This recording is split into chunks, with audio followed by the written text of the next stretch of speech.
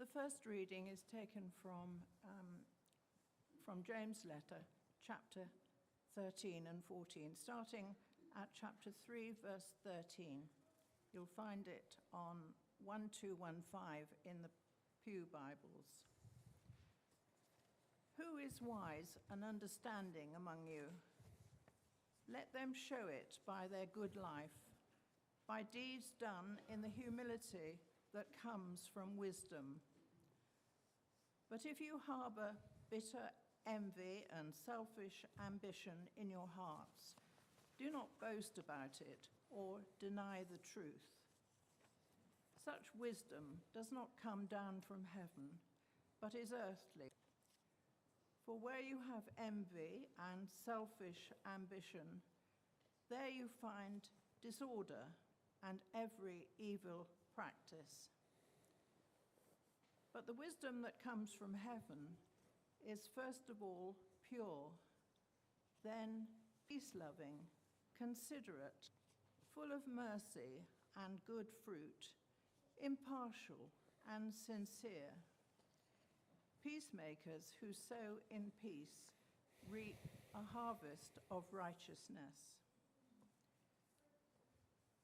What causes fights and quarrels among you? Don't they come from your desires that battle within you? You desire but do not have, so you kill. You covet, but you cannot get what you want, so you quarrel and fight. You do not have because you do not ask God. When you ask, you do not receive because you ask with wrong motives, that you may spend what you get on your pleasures. You adulterous people, don't you know that friendship with the world means enmity against God? Therefore, anyone who chooses to be a friend of the world becomes an enemy of God. Or do you think Scripture says without reason that he jealously longs for the Spirit he's caused to dwell in us? But he gives us more grace. That is what Scripture says. God opposes the proud, but shows favor to the humble.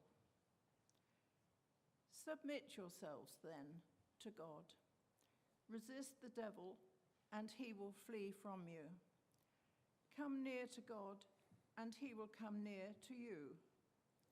Wash your hands, you sinners, and purify your hearts, you double-minded. Grieve, mourn, and wail. Change your laughter to mourning and your joy to gloom. Humble yourselves before the Lord, and he will lift you up. That is the word of the Lord. Thanks be to God.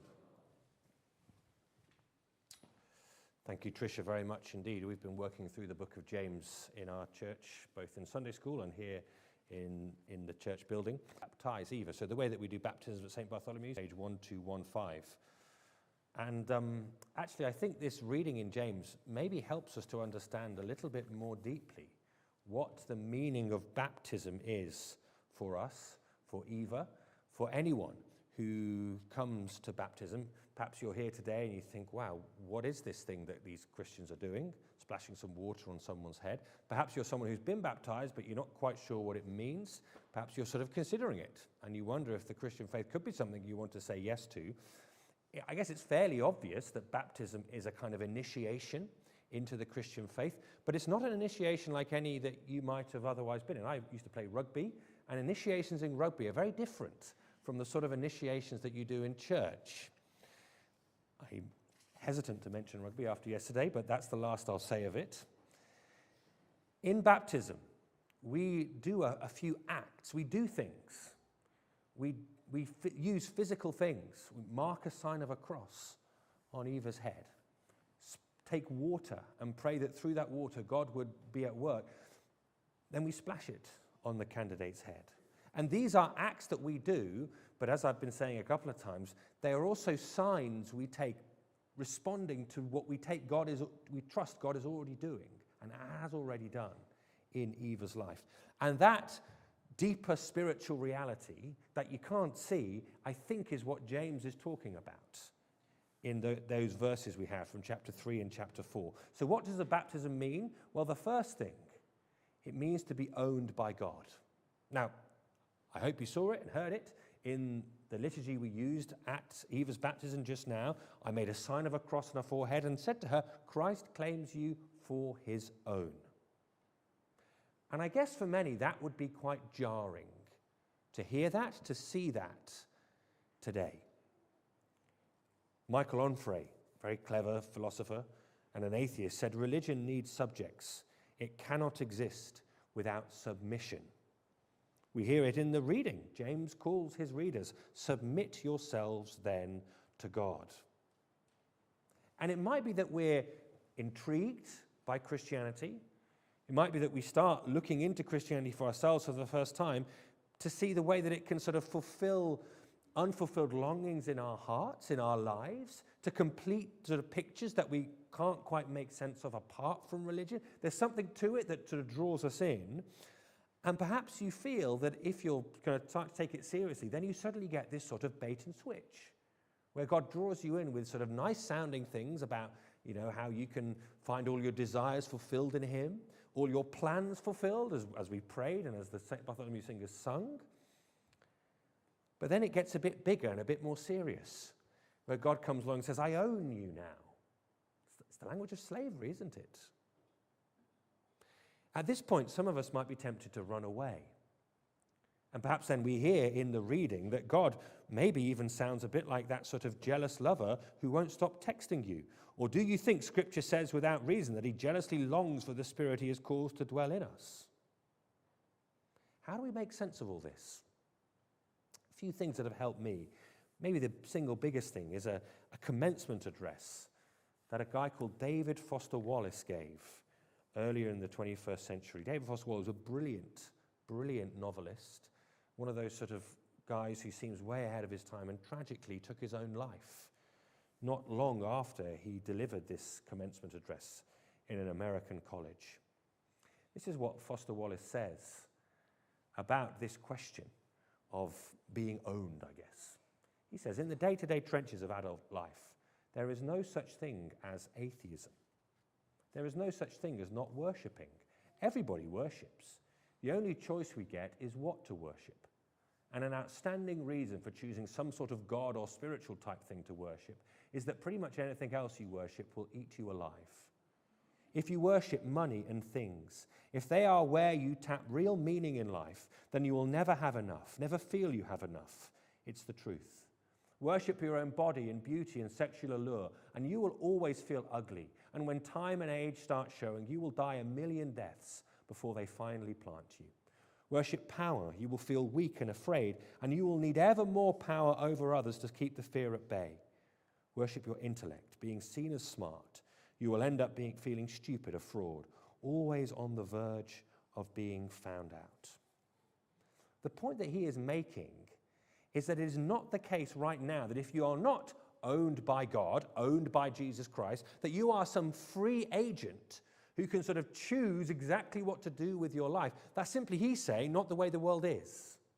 Now, I don't think he ever came to Christian faith. He was obviously a sort of a spiritual thinker who was reflecting on these things very deeply. And I think he puts things almost better than anyone in this moment in history about how there is this sort of lie that we all buy into in different ways, that we are completely autonomous and free and can choose exactly how our life is going to go, or at least how we're going to plot our way forward. And he's saying that's not the way it works.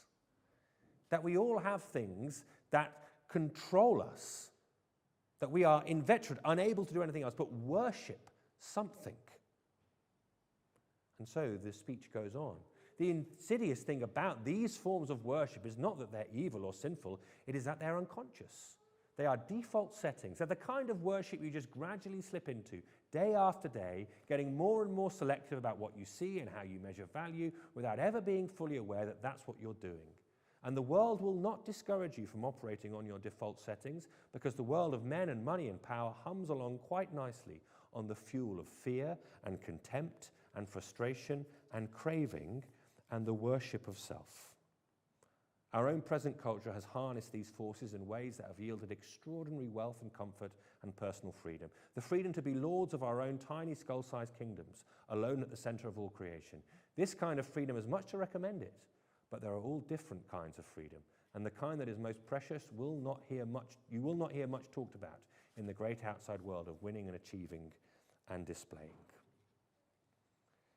The claim at the heart of baptism, and I think is at the heart of what James is saying here, is that there is a freedom that you can only find by giving yourself wholly to God. That might sound counterintuitive, but if it does, we need to think more carefully about how our lives are more like what Foster Wallace is saying than we tend to think. There is a freedom of discovering that you are living according to the purpose of the God who made you, if you like. And that is strange, because it does involve constraining yourself to place him at the center of your life. But the testimony of Christians is that is the very way that we are free to be our true selves. So baptism means being owned by God. That might feel strange to us. But, well, as the second heading comes up, you'll see, it means more than that. It means also to be cleansed by God.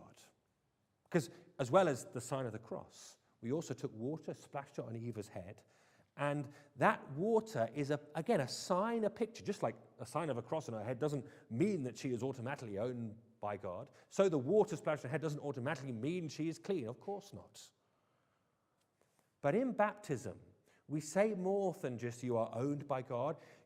You start out, your initiation, your beginning of the Christian journey, symbolized in baptism, is to say that there are things in your life that are so warped and twisted and not the way they should be, that you need a deep cleansing from within. You need a deep change to sort of happen within your heart. And that's what God does whenever anyone comes to faith in him. And that's what we symbolize with that water splashed upon the forehead. It's interesting, actually, in James, that sort of cleansing, James sees as an ongoing, sort of recurring need. Submit yourselves then to God.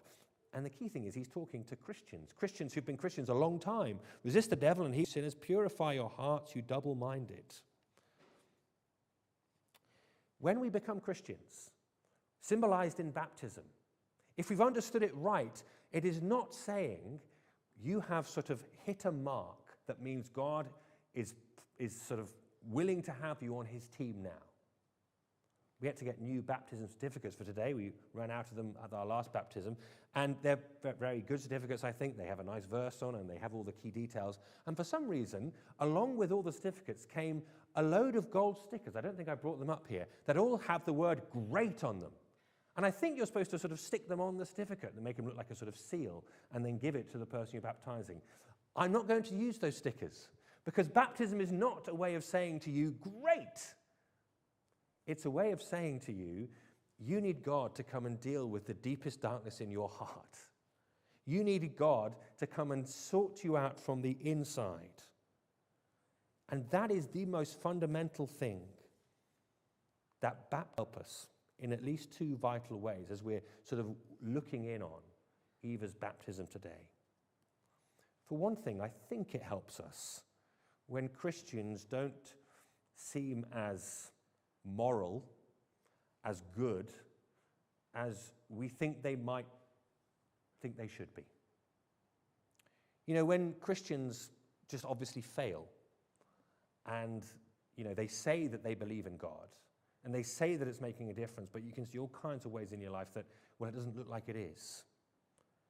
C.S. Lewis says, if conversion to Christianity makes no improvement in a man's or a woman's outward actions, if he continues to be just as snobbish or spiteful or envious or ambitious as he was before, then I think we must suspect that his conversion was largely imaginary. But then he goes on And he imagines actually the situation ourselves in with two people. He says, Christian Miss Bates may have an unkinder tongue than unbelieving Dick Firkin. That by itself does not tell us whether Christianity works. The question is what Miss Bates's tongue would be like if she were not a Christian. People who were closest in time to the events of Jesus Christ. I think you could make a reasonable case that these guys were, if you like, convinced more than anyone has been that this is all true and real and not just empty words. The earliest church. And yet you look at their lives as far as we can tell.